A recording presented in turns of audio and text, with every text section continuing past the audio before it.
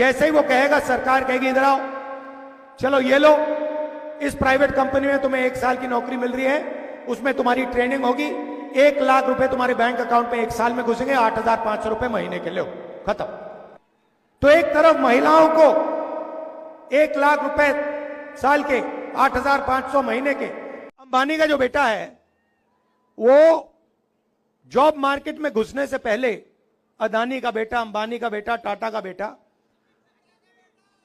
वो भैया अमित शाह का दूसरा लेवल का आदमी है।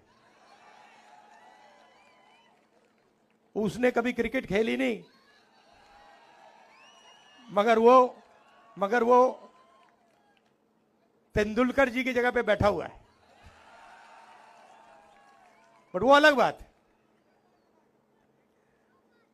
तो वो अप्रेंटिसशिप करते हैं, 1 साल की अप्रेंटिसशिप होती है, उनकी ट्रेनिंग होती है, सैलरी मिलती है, और फिर उसके बाद 1 साल की टेम्पररी, 6 महीने की टेम्पररी नौकरी करने के बाद उनको परमानेंट नौकरी मिलती है।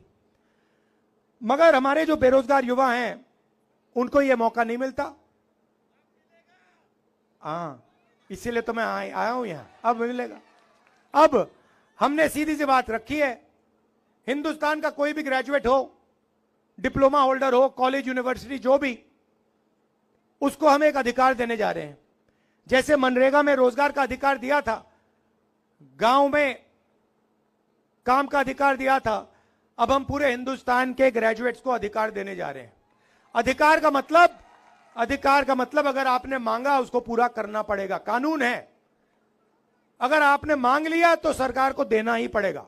अब क्या देंगे बता रहा हूं आपको। अप्रेंटिसशिप मिलेगी, 1 साल की अप्रेंटिसशिप होगी, प्राइवेट सेक्टर में, पब्लिक सेक्टर में, सरकारी ऑफिसेज में, सरकारी अस्पतालों में 1 साल की पहली नौकरी पक्की। पहली नौकरी पक्की मतलब कोई भी बेरोजगार युवा, ग्रेजुएट कह सकता है, भैया हाथ उठा के कह सकता है मुझे अपना अधिकार चाहिए। जैसे ही वो कहेगा, सरकार कहेगी इधर आओ, चलो ये लो, इस प्राइवेट कंपनी में तुम्हें 1 साल की नौकरी मिल रही है, उसमें तुम्हारी ट्रेनिंग होगी, 1 लाख रुपए तुम्हारे बैंक अकाउंट में 1 साल में घुसेंगे, 8,500 रुपए महीने के, लो खत्म। और करोड़ों युवाओं को यह फैसिलिटी दी जाएगी। तो एक तरफ महिलाओं को 1 लाख रुपए साल के, 8,500 महीने के, और दूसरी तरफ बेरोजगार युवाओं को ट्रेनिंग और महीने के 8,500 रुपए, साल के 1 लाख रुपए। ये हो गए, करोड़ों लाखपति बन गए।